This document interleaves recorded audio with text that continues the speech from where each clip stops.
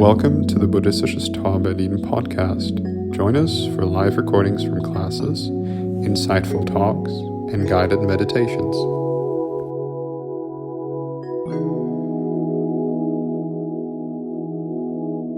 Welcome.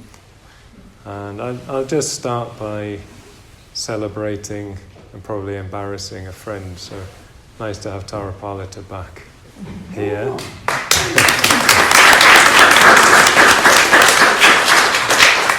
So some of you will know this, some of you will not know this, but he's been away leading a 3-month ordination retreat in the mountains of Spain. So he looks okay, doesn't he? Been back. Well, it's quite a thing. It's quite a thing to go off and to lead a course like that. So it's great to have Tara Palita back with us. What else?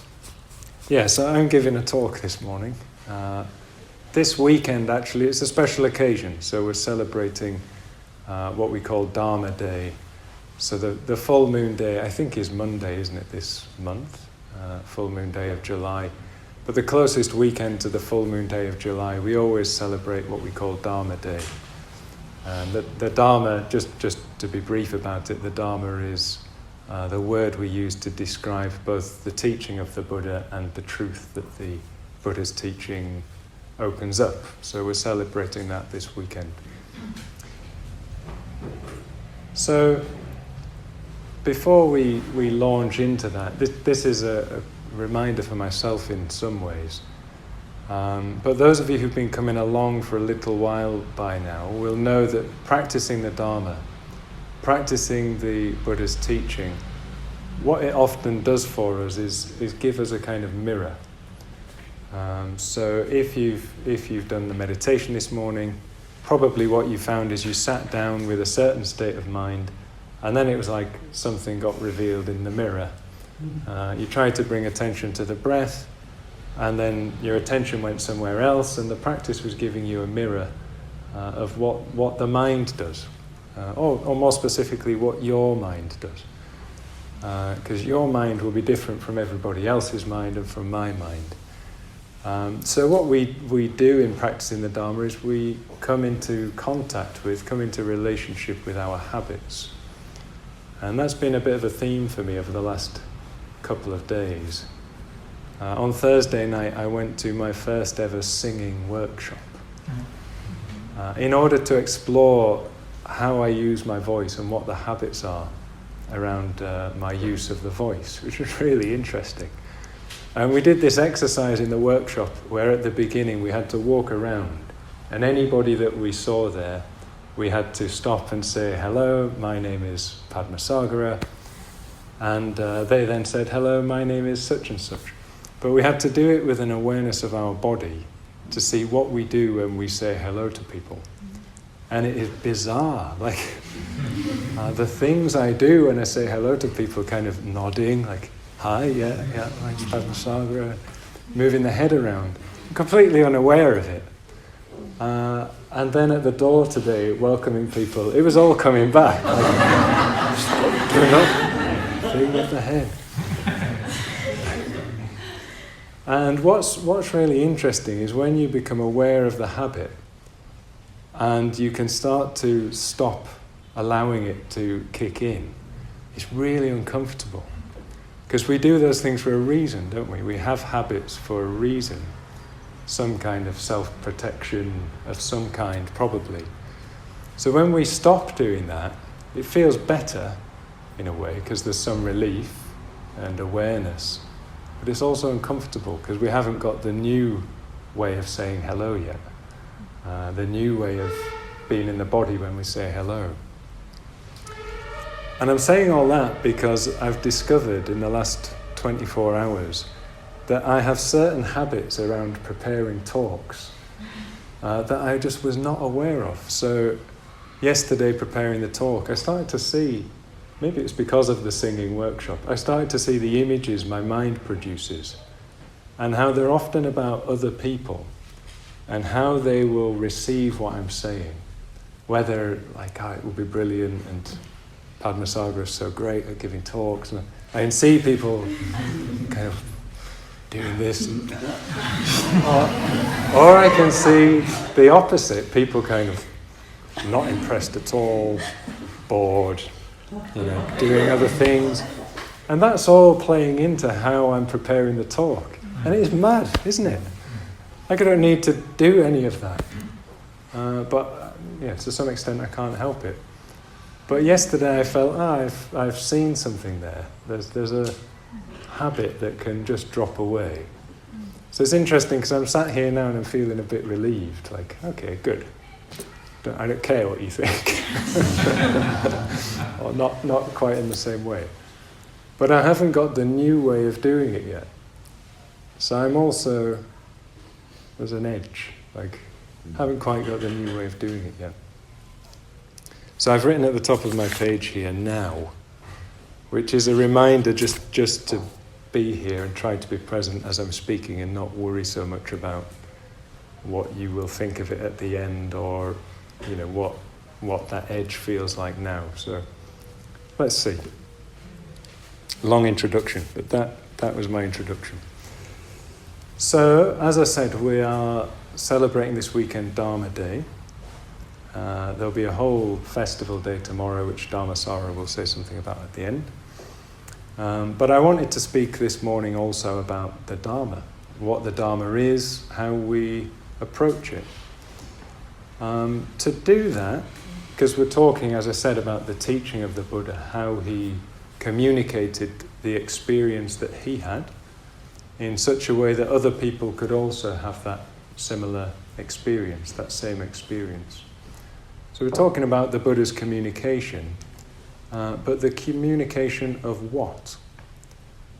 That is the question, isn't it? So as soon as we start to talk about the Dharma, we have to go back a step and talk about the Buddha, where the teaching comes from, what the teaching comes out of.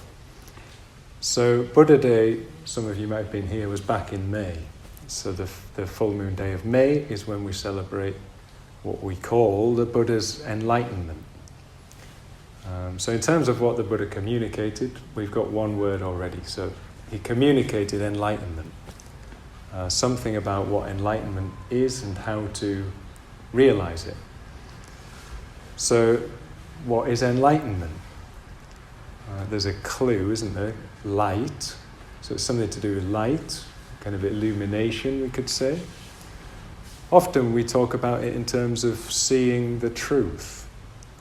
So that the Buddha, in his enlightenment, he saw the truth. But already we're starting to go away from the light, I think, there, to talk in terms of the truth. Like, what is that? It's a word, isn't it? The truth. But what does that give us? If you just let that sink into your mind, what have you got? The truth. Always say that the Buddha saw reality. Reality. Just kind of slips through the fingers, doesn't it? Like, well, what is that? Reality. So they're all attempts to evoke, but we have to be careful with our language. So if we talk in terms of truth and reality, it's quite abstract. We might hang on to that and think we understand what it is, but it's a little bit abstract.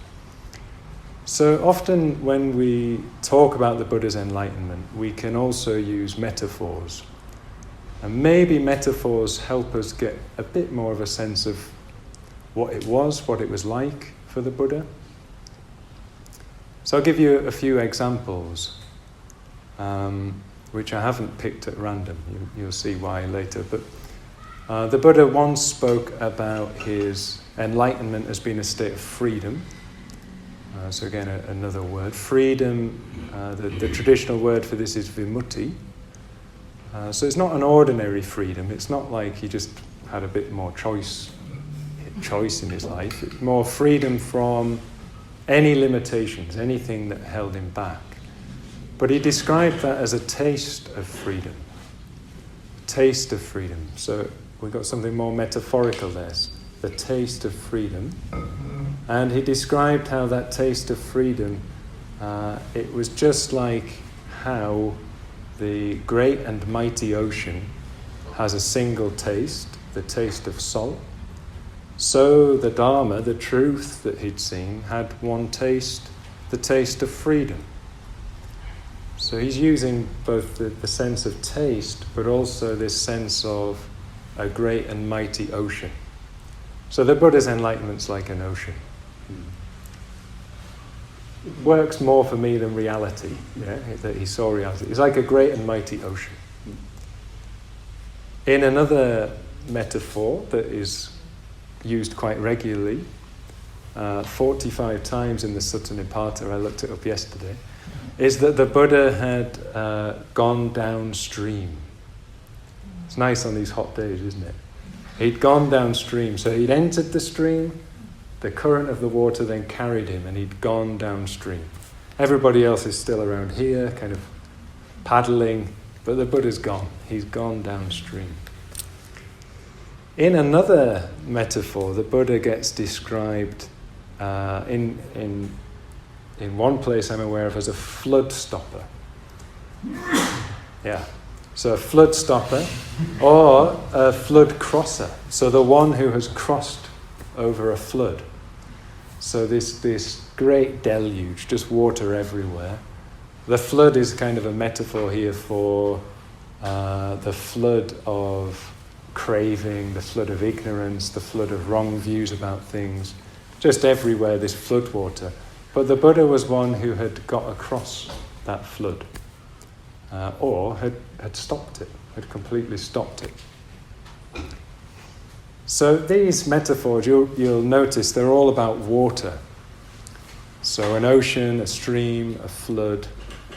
The Buddha is using metaphors to do with water to try and describe his enlightenment, to try and describe his experience. So we can ask, why water? What are the qualities of water that might be telling us something about the nature of the Buddha's enlightenment? So on the one hand, it's ungraspable, isn't it? You try to pick up water, and you can't. It's ungraspable. You try to pin it down, just goes around your finger. So it's ungraspable. It's unpin-downable, if that's a word. I'm reminded of Heraclitus. You can't step into the same river twice. You can't have the same moment twice. It's unrepeatable. So water creates patterns that are unrepeatable. In a word, I guess we could say flow, couldn't we? The flow, but the flow of what? Because often we say the Buddha saw the flow of conditioned processes. That's a little bit abstract again. It's more like the flow of life. Let's just say that. The Buddha fully entered the flow, the stream of life. These unrepeatable moments that are happening all the time. Something about the Buddha's experience was that he was just in that. He was just with that and not blocking or limiting that in any way. But interesting how the metaphor flips, isn't it? So water is, it's this great flow, it's unrepeatable.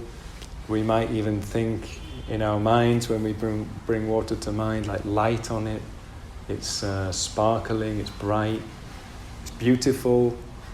But water's also deep, can be deep. Dark. I was swimming in a river recently. It's a bit terrifying, isn't it? When you can't touch the bottom anymore and you can't see what's in there. So water can be deep, it can be dark, it can be dangerous. We can drown in water. It can destroy. So that's why we get this other metaphor of the flood. So as much as water is a metaphor for enlightenment, it's also a metaphor for the opposite, and what enlightenment is not. This is what I love about metaphors, because they can mean one thing and they can mean the opposite thing. So we can't pin a metaphor down. Just as we can't pin enlightenment down, we can't pin down the metaphors that describe it. And maybe that's why they're so good at describing whatever the experience was, because we can't get a hold on it, but it does something to us. So water is one of the metaphors we find for what the Buddha's experience was or wasn't. So, are we any closer? Are we any clearer? Maybe we're less clear. Maybe that's a good thing. I'll just pause to have a drink of water.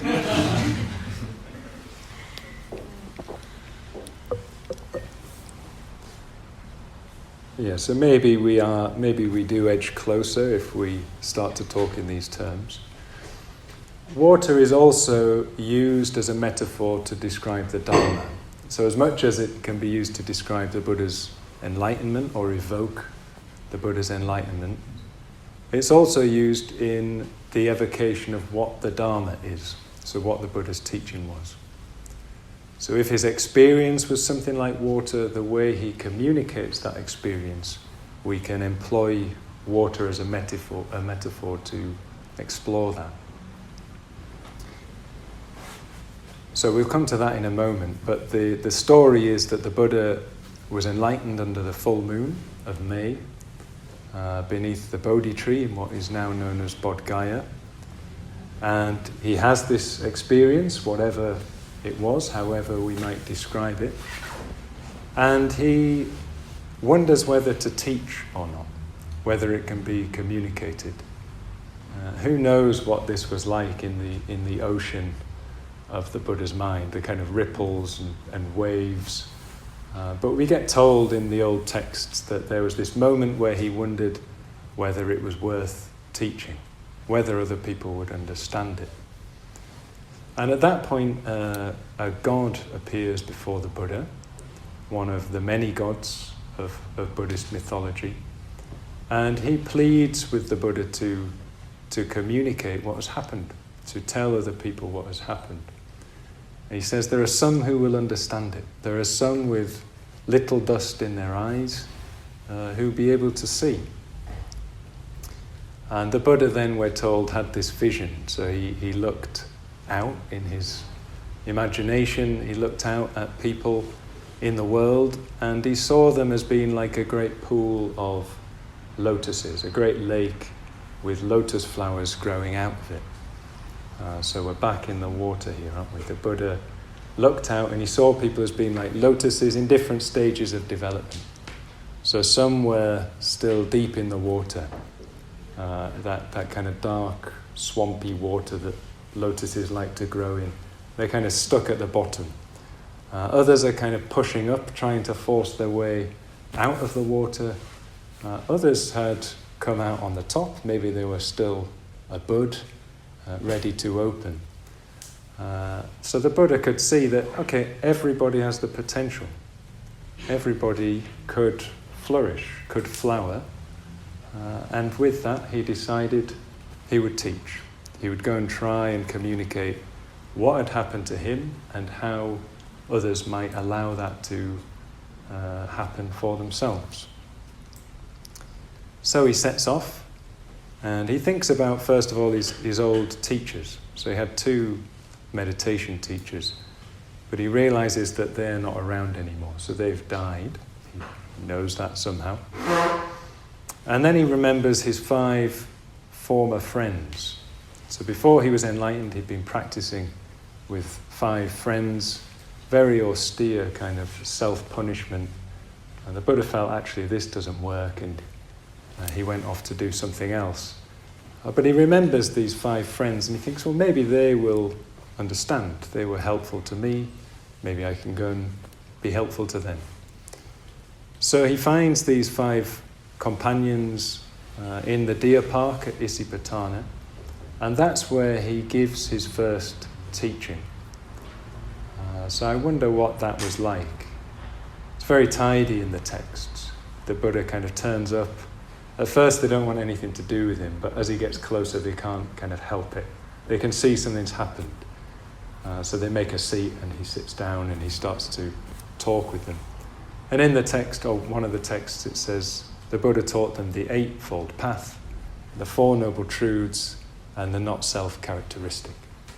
And maybe he did, but maybe that's a later systematization, formulation. We don't know exactly what the Buddha said to them.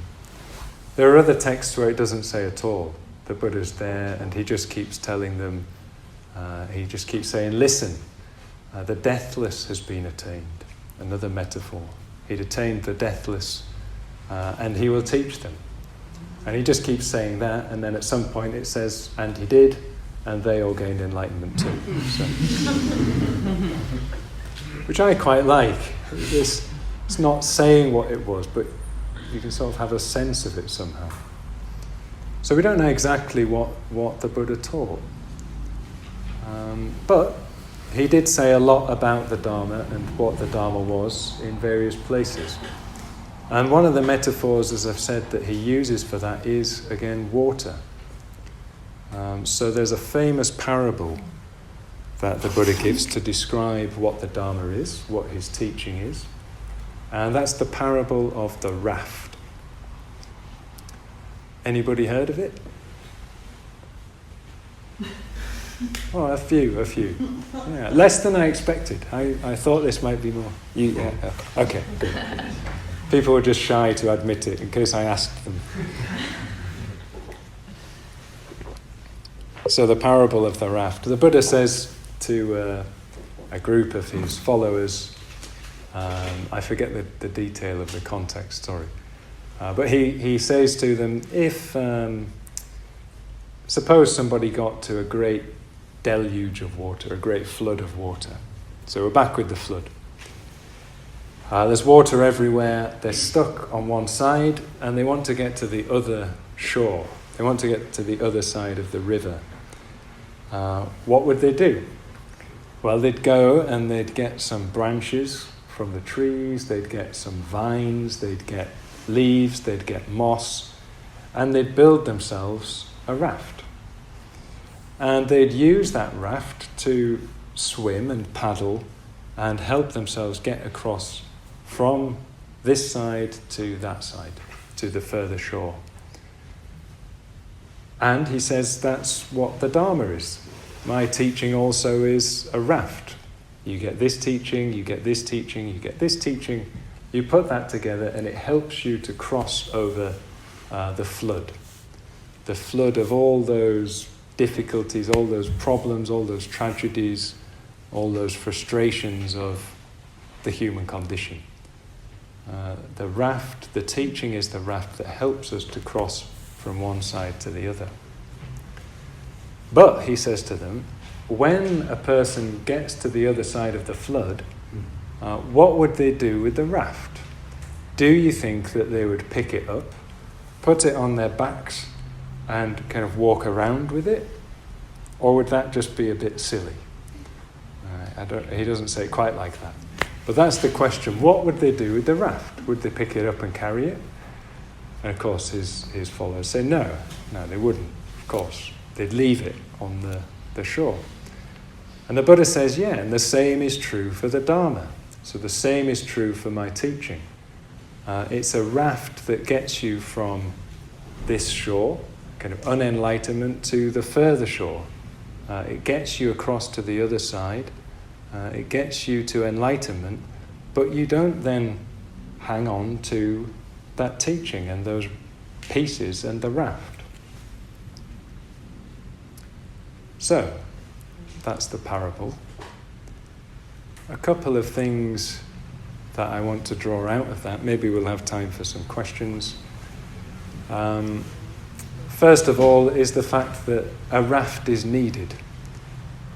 So the Buddha's not saying, you don't need a raft, just swim or jump.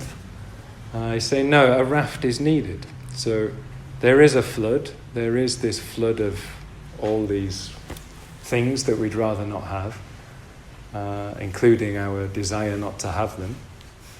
So there is this flood, and we need a raft.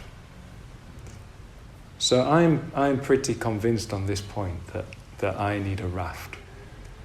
Like I look at the world, it's not just my own mind, is it? Like I talked about my habits and how I say hello and nod, and yet I'd like to not do that. If you see me doing that, you could point it out, couldn't you? So I'd like to work on these different things in my own mind and these limitations and problems.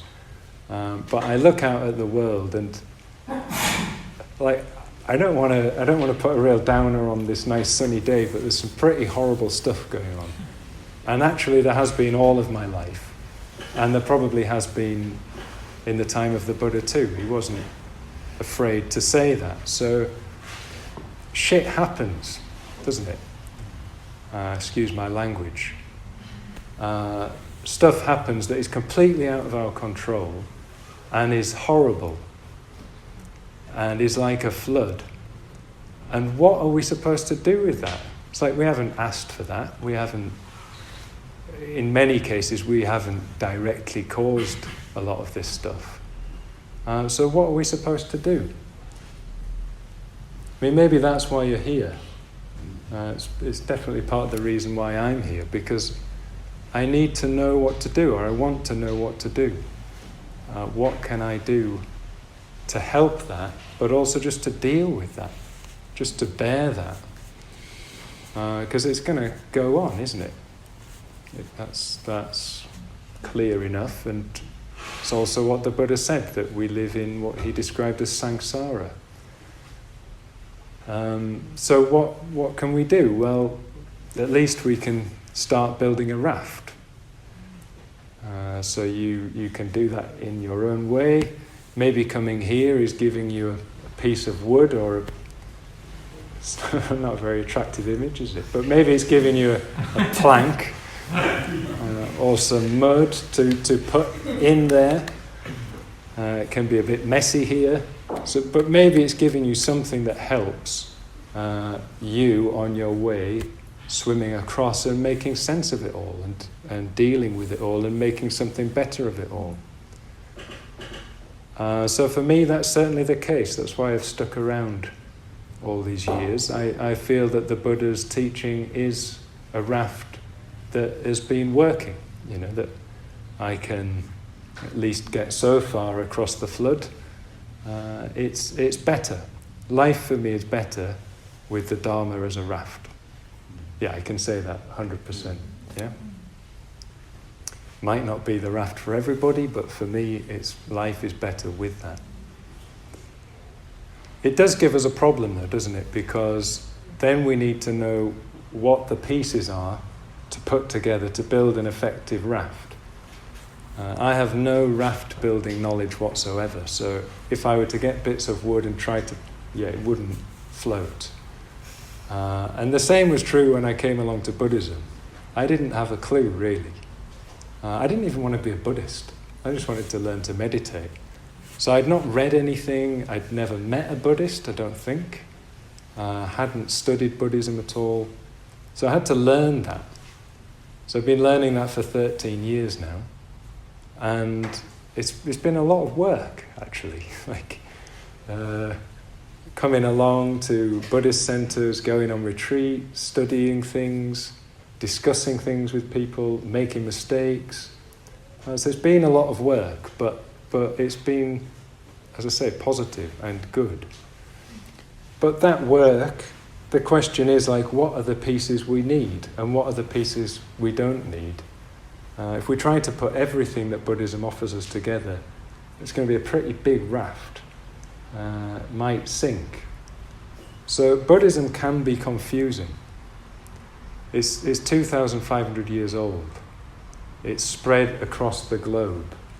It's picked up all kinds of cultural, different ways of expressing it in different cultures, and we're the inheritors of that whole tradition. So it's pretty confusing. So what are the bits that are actually going to be essential for us? I can't really answer that question for you. To some extent you have to find out, or at least you go to different Buddhist centers, you're going to get different versions of that, different presentations.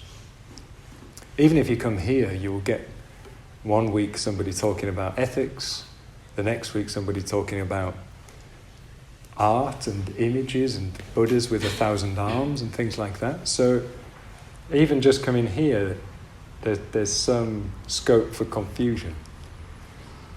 So I was trying to think, what would I say today that are the essential pieces of the raft that are on offer here? And what I remembered was a teaching It was given to me by my teacher, in a sense, to call him that. He's a friend. And it was given to him by his teacher, who founded our community, so Sangharakshita, whose photograph we have here. And the teaching is of the 6 protections, the 6 dharmas of protection. And it was just an essential list that he gave to my friend, my teacher, Padmavajra, when he was struggling with something. He said, look, just have these 6 things, and for now that's fine, that's enough. That's the essentials. So the first of the 6 is to practice the 7-fold puja. So some of you won't know what that is, but a puja is a devotional ritual, a practice that we have here in our community. And it's the recitation of verses, 7 different verses, which evoke 7 different emotional moods, let's say, or spiritual moods. And to really essentialize what it is or what it does, I think it gets us into a more metaphorical state of mind. So I've talked about metaphor, water, all those images. The puja is full of images. Starts off by imagining great lotus flowers, incense, throwing flower petals on the floor, perfume. So it's very evocative of images and the moods that come with those images. So I take that first point to mean anything we can do that puts us in a slightly different state of mind to the ordinary. A state of mind that we might describe as being more open, more receptive. That, I think, is an essential point for us. We know that because if you come in off the street, maybe you've just been in a phone call, you've been rushing, and then you sit down to meditate, it's more difficult, isn't it? If you arrive slowly, you settle in, you have a little bit of tea, the taste. If you come in here, you just sit in the atmosphere, there's a stillness. It's better, usually, yeah? Or at least more likely to be. So that would be an essential, this kind of opening up.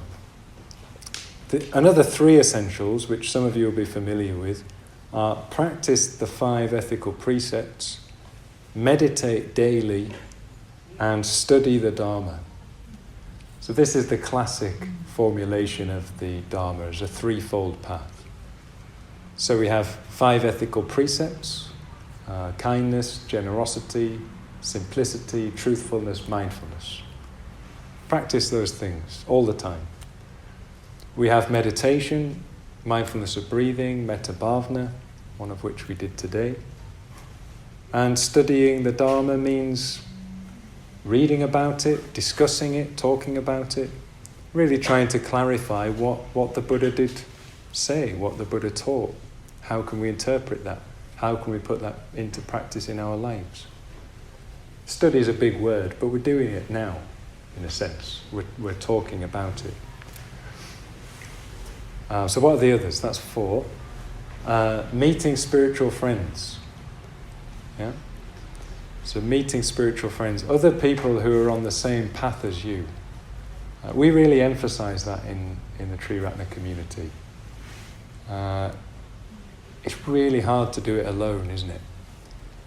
Maybe you find that. You try meditating at home, you do it the first day, the second day it's okay, the third day you like a bit more of a sleep in, the 4th day you might even just forget. It's harder when there are not other people around doing it. Whereas you come here and there's a kind of stream, to go back to that metaphor. So we can inspire each other to explore all this. We can help each other out in the difficult times, and we can inspire each other in the good times. One of the great things is being able to share your inspiration with other people. You know, if you're really enthusiastic about something and you tell someone and they get it, that's great, isn't it? When you tell someone and they don't get it, it's like, yeah, which it happens, doesn't it? People can't necessarily understand things if they haven't experienced it for themselves, but it can be deflating. And maybe we don't have to share it with everybody if we have people who get it. So friendship within spiritual community is really important. It means we're not doing it alone, we're doing it with others. And then the last point is give yourself in selfless service. Give yourself in selfless service. So we're doing it with others, but we're also doing it for others. So again, like being able to just give something that you value to other people, it's a real gift to oneself to be able to do that. I shared that example of my own habits and seeing my habits around giving talks. Without all of you, I wouldn't have noticed that. So thank you. I'm very grateful to you. So the fact I'm here doing this means that I receive something, I benefit from something. So they're the 6 protections that have been handed on to me. So now I give them to you. So whether they work for you or not, we just have to try them and see. Whether you prefer other branches and pieces for your raft, that's also down to you. But that will all be on offer here if you keep coming along. So that's that. We need a raft. Or the Buddha's suggesting we need a raft, and his teaching can offer one. But the second part is really interesting, isn't it? That when you get to the other side, you don't need it anymore. You can let go of the raft, you can put it down. So the Buddha is saying that his teaching, in a sense, is just a raft. It's a means to an end. It's not the end in itself. This is almost controversial, I think. It could be very misunderstood, I think. But also there's something really important in that, because the Buddha is saying, don't build a raft, get on the raft, and then kind of make a house out of it.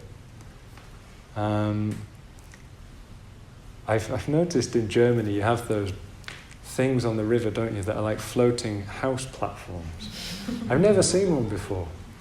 But you could get cozy even on a raft, couldn't you? Even on a flood. We could build something so neat and cozy and tidy that we kind of like it on the raft.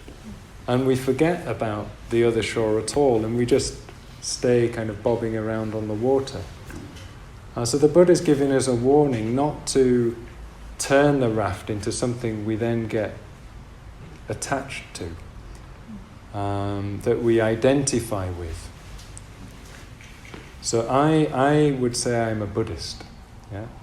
I identify with Buddhism, but I'm aware, or try to be aware, or enjoy other people reminding me to be aware, that identification is provisional. It's not something that I should identify with so strongly that I then feel that anybody who is not a Buddhist is somehow inferior to me or different from me. If it becomes something that creates barriers, then what good is it? That's not carrying me across. That's carrying me back in the wrong direction. So we don't want to over-identify either, which creates a tension. So there's a raft, we can use the raft, it's important, we need to know it deeply, we need to practice it deeply, and at the same time we need to not get too caught up and tangled up in it. So that's a tension. I experience that as a tension. And maybe that's okay. Maybe a bit of healthy tension is part of the raft. I don't know enough about raft sailing, as I said, but I'm sure there's some element of tension and I don't know. I'll just stop for a moment. There was something else important about this. Let me just see if I can get it. Yeah. So there's another thing, maybe it doesn't fit in neatly, so I'll just start on this track. So the other thing is that we can practice Buddhism, we can recognize that elements of Buddhism, whether it's ethics or meditation, are helpful to us. And then we can do other things in our life that are nothing to do with Buddhism, but they're really helpful to us. So I don't know what, depends what you're into. It might be some form of exercise, it might be something to do with psychology, therapy, dreams, images, poetry, dance, art, science, literally sailing on a raft. There are all these things. Life is a whole sweet shop, isn't it, of things that we can do. And a lot of them are just happy, healthy human activities that really help us, that actually help us deal with that whole flood and all the difficult stuff. So we could get into Buddhism and think that somehow that's all wrong or somehow that's all invalid. I don't think so. So I think anything that helps us to feel like a happy, healthy human being who is able to open a bit more to ourselves, to our experience, to other people's experience, to bear difficult experience and other people's difficult experience, how is that a bad thing? That has got to be a good thing. So our exploration of Buddhism, I think, has bigger boundaries than just what the Buddha directly said and what Buddhists have said through the ages. I think we can have a broader scope than that. The Dharma from this perspective is any condition, anything you discover, anything that you do in your life, anything that you think about that helps us open up to that sense of flow. In a sense, that is the Dharma too.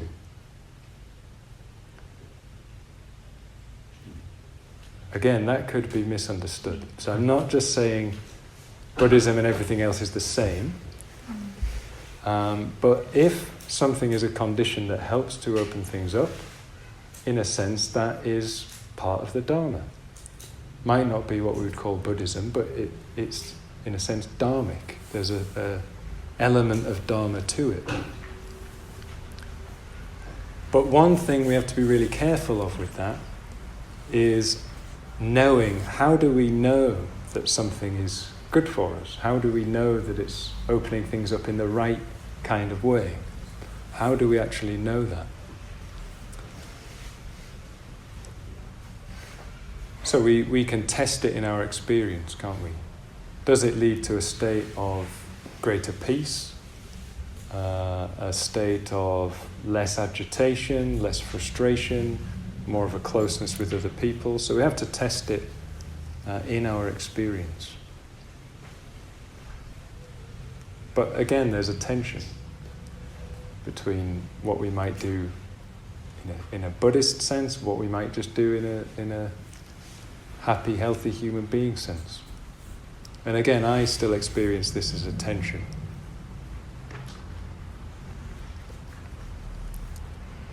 So my shrine at home, it has a picture of the Buddha. It's a nice print of a Japanese scroll painting from the Kamakura period, which makes me sound like I know what I'm talking about. But if you want more information about it, speak to Dharmasara. But it's a lovely image, and I was drawn to it for different reasons. So that's at the center of my room. That's definitely at the center of things. But then I have all these other images around it. There's an image, again, this is going to make me sound clever and like I know what I'm talking about, but there's an image of what's known as the phylloxeny of Abraham. Which is basically an image of three angels. It comes from the Bible. An image of three angels, the figure of Abraham and his wife, and an empty bowl in the middle of them. And I'm not a Christian, I've never been a Christian, but I like the image because it connects me with a friend who also has this same image. And for him it was important because when he was a kid, he thought he had a vision of angels. So the image reminds him of his own sense of the angelic, let's call it, that there's more to life than just materialism. And also this empty bowl, he sees it as a metaphor for the importance of feeding images, feeding angels. And maybe some of these activities that I'm talking about are the way we feed angels, in inverted commas, feed our own images, feed the things that we're drawn to and fascinated by. So I have that there to remind me of that. I have images of paintings by William Blake, which we were exploring last weekend here on a romantic Buddhism and Romanticism symposium. These are Western images that just speak very strongly to me, very beautiful. I can't really even say why that particular image. It's of a female figure floating in the sky with a small child also floating in the sky. Maybe I just want to float in the sky as a child and as a woman, and I don't know what. But it speaks to me, and things speak to us, don't they? So there's focus there, but there's also breadth. There's also a broader thing going on that's just to do with life and how I respond to life.